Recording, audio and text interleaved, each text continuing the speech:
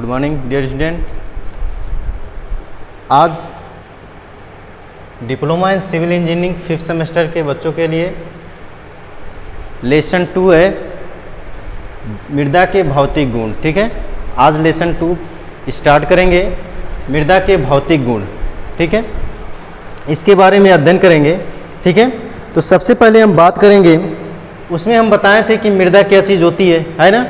मृदा वह चीज़ होती है जैसे कि भूमि तल का वह ऊपरी भाग या वह नरम भाग, जिसे हम क्या कहते हैं, मृदा कहते हैं, यानी सॉइल कहते हैं, है ना। ये समझ में आ रही बात। अब इसमें क्या पढ़ेंगे कि मृदा प्रावस्था, है ना, मृदा प्रावस्था। देखिए, मृदा प्रावस्था, ठीक है ना, यानी सॉइल फेज, सॉइल फेज। ठीक है, मृदा प्रावस्था। तो मृदा एक क्या है, पिंड होती है ना। मृदा क्या होती है, एक पिंड होती है, और मृदा में 3 चीज़ें होती हैं, है ना। 3 चीज़ें होती हैं। एक होता है मृदा कण, और एक होता है जल, और एक होता है वायु, है ना। ये 3 चीज़ों से क्या बनता है, मृदा पिंड बनता है ना, मृदा पिंड होता है। ठीक है, तो कहने का मतलब ये है कि इस मृदा पिंड में जो मृदा कण है, और जो जल है, और वायु है, इस तीनों की जो व्यवस्था है ना, इन तीनों की जो व्यवस्था है वह कैसी है, अलग अलग है ना। इन तीनों की, मृदा पिंड में इन तीनों की जो व्यवस्था है वो कैसी है, अलग अलग है ना। यानी कि मृदा कण का व्यवस्था अलग है, जल की व्यवस्था अलग है, और इसका वायु की अलग अलग है ना। तो जब अलग अलग है तो इसी व्यवस्था की एक काल्पनिक, इस व्यवस्था की काल्पनिक, यानी कि अलग अलग व्यवस्था की कल्पना, अलग अलग व्यवस्था की कल्पना करना ही मृदा प्रावस्था कहलाता है। समझ में आई बात। यानी कि मृदा पिंड में मृदा कण, जल तथा वायु के अलग अलग व्यवस्था को हम मृदा प्रावस्था कहते हैं। समझ में आई बात। उसी को हम क्या कहते हैं, मृदा प्रावस्था कहते हैं। इतनी बात समझ में आई ना। अब इसमें क्या है कि जैसे अगर कोई सॉइल है ना, एक चीज़ इसमें देख लीजिए, सॉइल है तो सॉइल में क्या होता है, उसमें सॉइल कण होता है, जल भी होता है, यानी उसमें नमी रहती है, तो मतलब जल के कारण ही नमी होती है। फिर उसके बाद उसमें एयर होती है, यानी कि वायु होती है, यानी हवा, है ना। ये तीनों चीज़ सॉइल में पाई जाती है ना। और उसी की अलग अलग जो व्यवस्था है उसी को बोलते हैं मृदा प्रावस्था, है ना। उसी को बोलते हैं सॉइल फेज। ठीक है, अब बात करेंगे मृदा प्रावस्था आरेख, है ना। मृदा प्रावस्था आरेख, ठीक है ना। सॉइल फेज डायग्राम,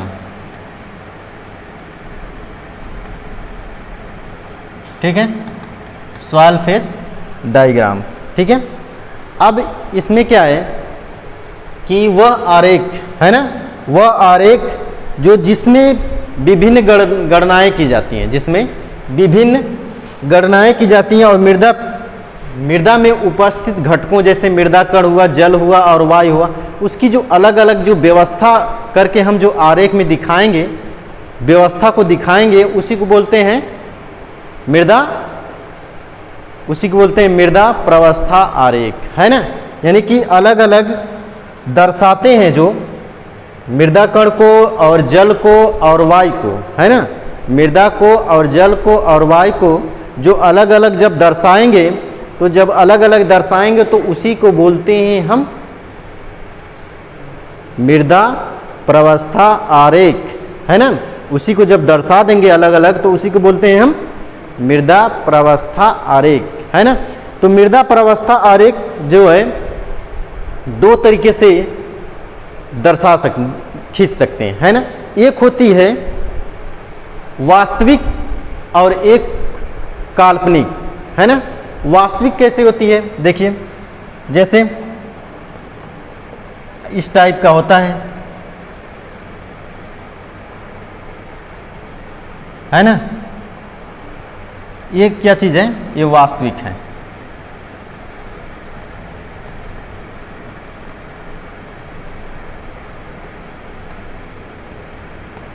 ये क्या है, वास्तविक है, ठीक है। वास्तविक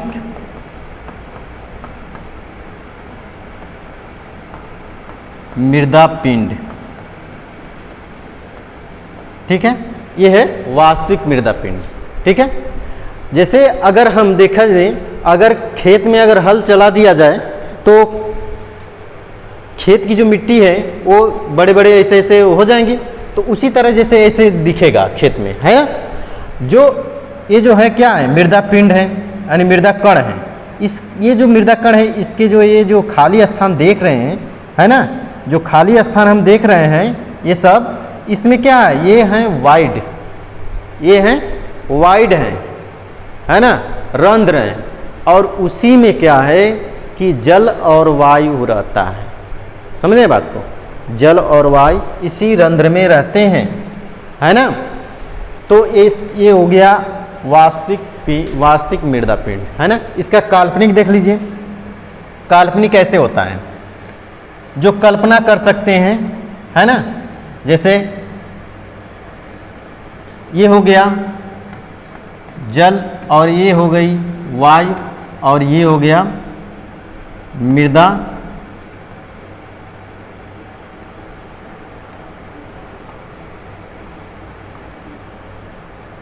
ये हो गया मृदा कण,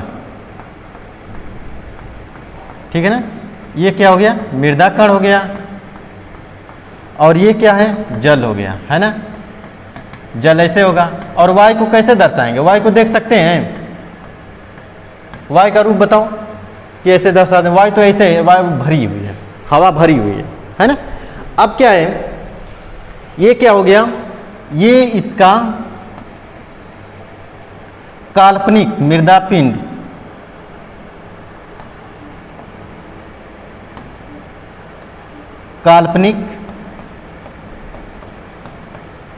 काल्पनिक मृदा पिंड है, ठीक है। ये क्या है, काल्पनिक मृदा पिंड। समझ में आ रही बात, है ना। अब इसमें क्या है कि देख रहे हैं इसकी व्यवस्था क्या है, अलग अलग है, और इसको अलग अलग दर्शा दिए, अलग अलग दर्शा दिए। तो जब अलग अलग दर्शा दिए तो ये क्या बन गया, ये इसी को हम बोलते हैं सॉइल फेज डायग्राम, है ना। इसी को बोलते हैं सॉइल फेज डायग्राम, ठीक है ना। अब इसमें जो है देखिए, ये पूरा के पूरे यहाँ से अगर देखा जाए तो ये इसका आयतन पूरा हो जाएगा, है ना। यहाँ पे अगर वेट देखा जाए तो इसके साथ जल भी आएगा वेट में, है ना, डब्ल्यू वेट। अब कहते हैं कि अगर हमें सिर्फ मृदा कण का वेट निकालना है तो डब्ल्यू एस, है ना। डब्ल्यू एस किससे, डब्ल्यू एस का मतलब हो गया सॉलिड वेट, है ना, ये सॉलिड हो गया। अगर हमें सिर्फ वाटर के है तो डब्ल्यू डब्ल्यू, है ना, डब्ल्यू डब्ल्यू हो जाएगा। फिर अगर यहाँ पे देखा जाए तो डब्ल्यू ए, मगर एयर का वेट होता नहीं है ना। एयर को हम वेट नहीं कर सकते, लेकिन यहाँ पे वेट दिखा रहे हैं, और एयर का वेट क्या हो जाएगा, 0 हो जाएगा, ठीक है ना।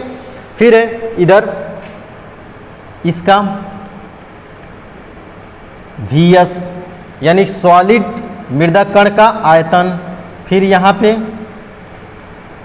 वी डब्ल्यू, यानी कि जल का आयतन, फिर यहाँ पे VA यानी वायु का आयतन, और यहाँ से यहाँ तक को हम कहते हैं VV। VV का मतलब होता है वाइड का आयतन, यानी रिक्त, यानी कि मृदा कण में रिक्त, यानी कि रिक्त स्थानों का या रंध्रों का आयतन, है ना। मृदा पिंड में रंध्रों का आयतन क्या होता है, जल और वायु होती है ना, क्योंकि जल भी रंध्र है और वायु भी, ये दोनों क्या हैं, रिक्त स्थान पे जाकर खाली स्थान रहेगा जहाँ पे मृदा में, वहाँ पे ये अपनी जगह बना लेंगे, है ना, ये चीज़ होता है। तो इसको हम कैसे दर्शाएंगे, देखिए, जहाँ ठीक है, V बराबर मृदा का कुल आयतन, ठीक है ना, यानी कि जो कैपिटल V है ये क्या है, मृदा का पूरा आयतन है ना। फिर VS बराबर मृदा में उपस्थित कण का आयतन, है ना, मृदा पिंड में उपस्थित मृदा कण का आयतन, यानी कि ये पूरी की पूरी मृदा पिंड है और इसमें मृदा कण का आयतन, है ना, ये कह सकते हैं, है ना। यानी कि ये लिखेंगे मृदा में ठोस कणों का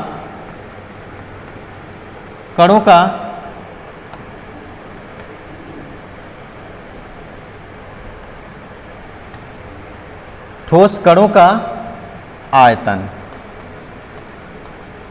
आई बात समझ में ना, ठीक है। फिर है VW, यानी कि मृदा में उपस्थित जल का आयतन,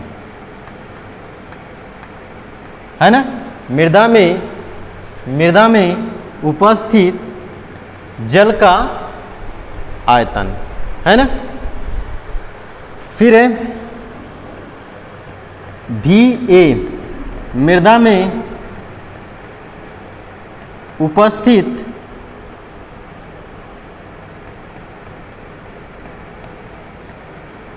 वायु रंध्रों का आयतन, क्योंकि वायु और जल यहाँ पे भी रंध्र लिख सकते हैं, जल रंध्रों, ठीक है ना, जल रंध्रों यहाँ पे भी लिख सकते हैं, और यहाँ पे रंध्र, क्योंकि ये क्या है, रिक्त है ना, वाइड है, वाइड को बोलते हैं रिक्त रंध्र, है ना। फिर है VV, है ना, VV क्या है कि मृदा पिंड में कुल रिक्त स्थानों का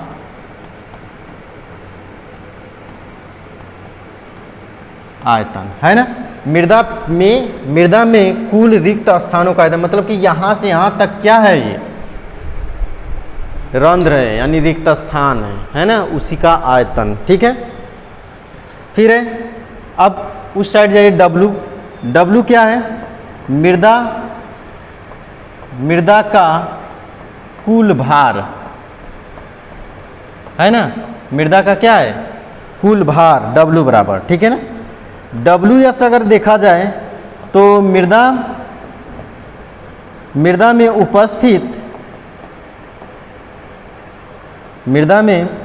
उपस्थित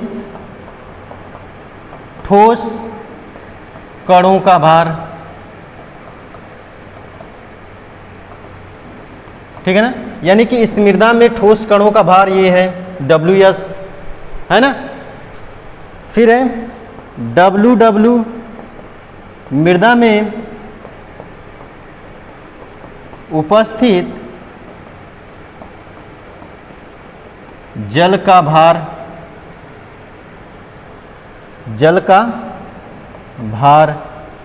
और WA बराबर होता है मृदा में उपस्थित वायु का भार, लेकिन यहाँ पे y का भार जो होता है वो 0 होता है ना, क्योंकि y की वेट नहीं होती है ना, y को हम वेट कर सकते हैं नहीं, है ना, 0 होती है। तो इतना समझ में आया है ना, इतना समझ में आ गया ना, ये क्या क्या चीज़ें हैं। ठीक है, अब क्या करेंगे कि इसको, अब देखिए इसमें कुल आयतन क्या है, कुल आयतन बराबर क्या हो जाएगा, मृदा कणों का आयतन प्लस रंध्रों का आयतन।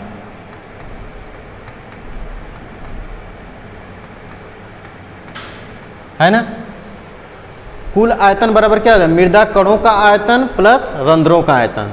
तो मृदा कणों का आयतन क्या है इसमें, यहाँ पे देखिए मृदा कणों का आयतन क्या है, यहाँ से यहाँ तक, है ना, Vs, है ना। तो यहाँ पे Vs क्या आ जाएगा, Vs का मतलब सॉलिड वॉल्यूम, है ना, यानी ठोस कणों का आयतन, है ना, प्लस रंध्रों का आयतन मतलब कि कैपिटल V स्मॉल v, यानी कि यहाँ से यहाँ तक रंध्र का आयतन, है ना। फिर यहाँ पे Vs बराबर क्या होता है, सॉरी Vv, अगर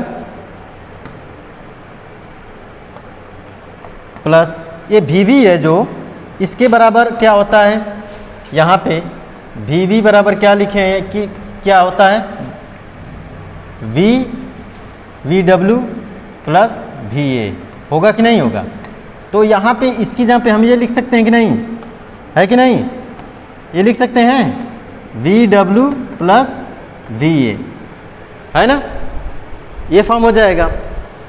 ठीक है, तो कैपिटल V बराबर हो गया ये फॉर्म। ठीक है ना। अब इसी तरह, इसी प्रकार क्या है, इसी प्रकार जो है,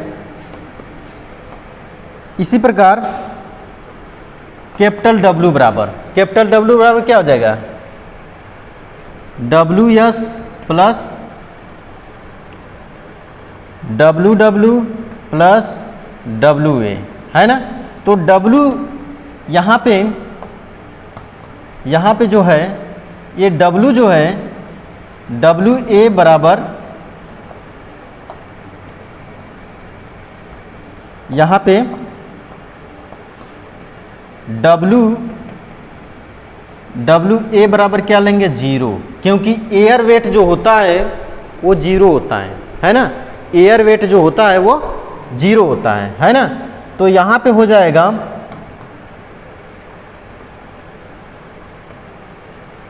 यहाँ पे Ws प्लस Ww। ठीक है, यानी कैपिटल W बराबर किसके बराबर हो जाएगा, solid weight plus water weight के बराबर हो जाएगा, है ना। तो ये समझ में आया। ठीक है, इतना समझ में आ गया। ठीक है, अब आगे इसको इरेज कर दे रहे हैं।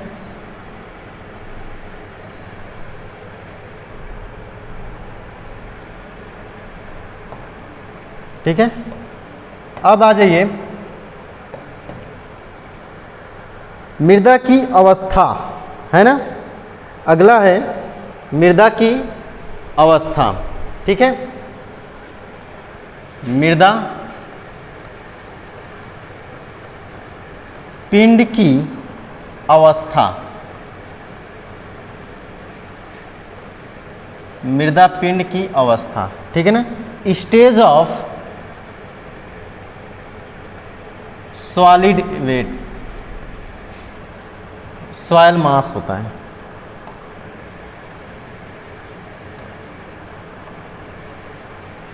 सॉइल मास, है ना, मृदा पिंड की अवस्था।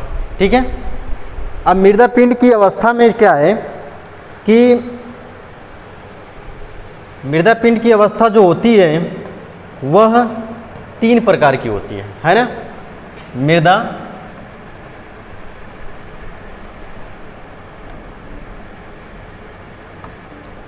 पिंड की अवस्था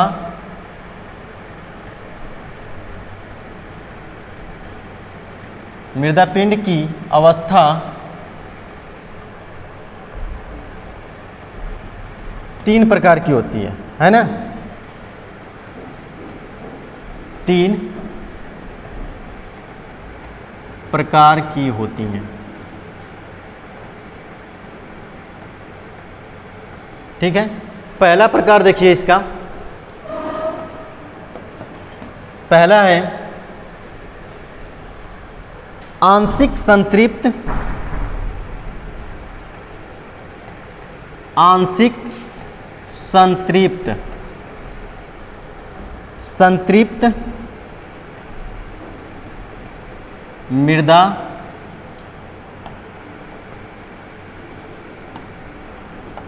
मृदा पिंड।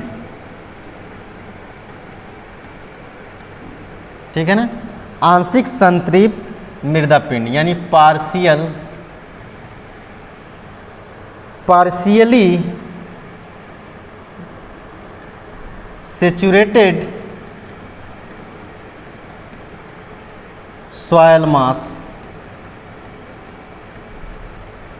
ठीक है, दूसरा है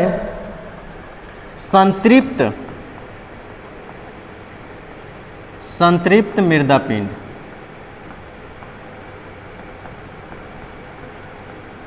ठीक है, सेचुरेटेड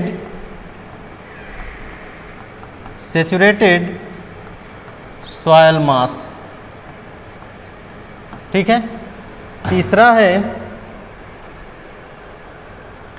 शुष्क मृदा पिंड।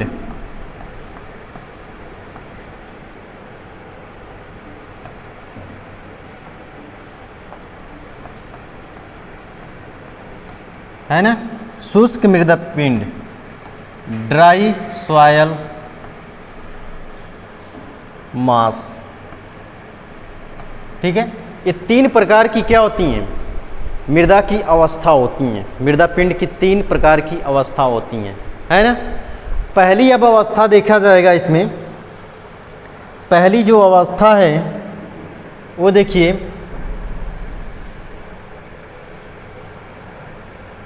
पहली जो इसकी अवस्था है वह है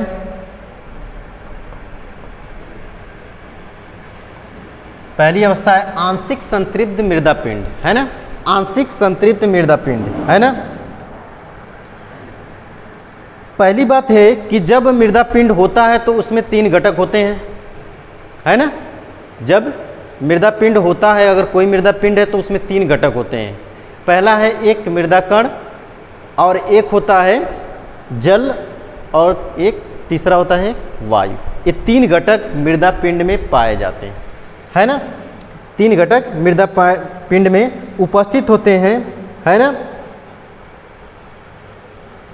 जब ये तीनों घटक अगर उपस्थित होते हैं, जब तीनों घटक उपस्थित होते हैं तो उसको कहते हैं हम आंशिक संतृप्त मृदा पिंड। समझ में आई बात?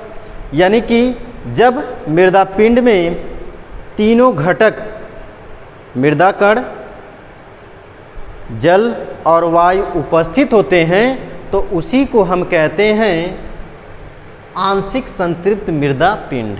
जैसे में देखिए फिगर इसका,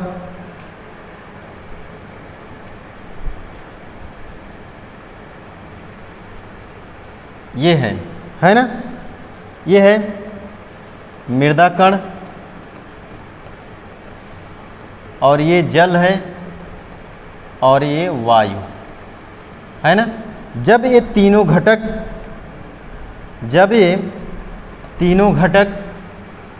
है ना, जब ये तीनों घटक रहते हैं तो उसी को हम कहते हैं, उसी को कहते हैं हम आंशिक संतृप्त मृदा पिंड, ठीक है ना। तो इसमें क्या है, इस फिगर का नाम दे दीजिए आंशिक संतृप्त मृदा पिंड, ठीक है ना। अब यहाँ पे देखिए, यहाँ से यहाँ तक को हम कहते हैं VS, यहाँ से यहाँ तक कहते हैं VW नहीं, और यहाँ से यहाँ तक कहते हैं VA, और ये पूरा का पूरा क्या है VA, ठीक है ना। और यहाँ से यहाँ तक को हम VV कहते हैं, है ना। और इधर क्या है, ये पूरा का पूरा W है, और यहाँ से यहाँ तक को हम कहते हैं WS, यहाँ से यहाँ तक को WW, और ये होता है WA, ठीक है ना। इतना समझ में आ रही बात, ठीक है ना। तो यहाँ पे क्या है, V बराबर क्या हो सकता है, V बराबर VS प्लस VW, है ना। V बराबर क्या है, VS प्लस VW, है ना। क्योंकि एयर का मान क्या होता है, या ये लिख सकते हैं, या VS प्लस VV है, VS प्लस VV, है ना। तो यहाँ पे क्या हो जाएगा, VS plus VW plus VA, और VA की वैल्यू क्या है यहाँ पे 0, इसकी वैल्यू क्या है 0, यानी VA बराबर 0, है ना। नहीं सॉरी ये सही है, VA बराबर 0, यानी कि एयर का आयतन होता है, ठीक है ना, वेट नहीं होता है, ठीक है। तो ये थोड़ा सा मिस्टेक हो गया, ठीक है। यहाँ आप देखिए, तो ये फॉर्म आएगा आयतन, है ना, ये आयतन आ गया, ठीक है। इसी प्रकार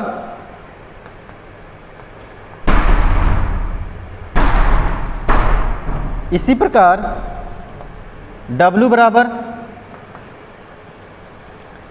WS plus WW plus WA, तो यहाँ पे W एयर वेट जो होता है वो 0 होता है ना, ये जो होता है 0 होता है, ठीक है। तो यहाँ पे WS प्लस WW, ठीक है ना। तो कैपिटल W बराबर ये फॉर्म आ जाएगा, ठीक है ना। तो कहने का मतलब ये है कि जिस मृदा पिंड में तीनों घटक पाए जाते हैं उसको हम कहते हैं आंशिक संतृप्त मृदा पिंड, है ना। बात समझ में आ गई। अब इतनी रहने दे रहे हैं फर्स्ट क्लास, सेकंड क्लास कल शुरू करेंगे, ठीक है ना। Thank you very much.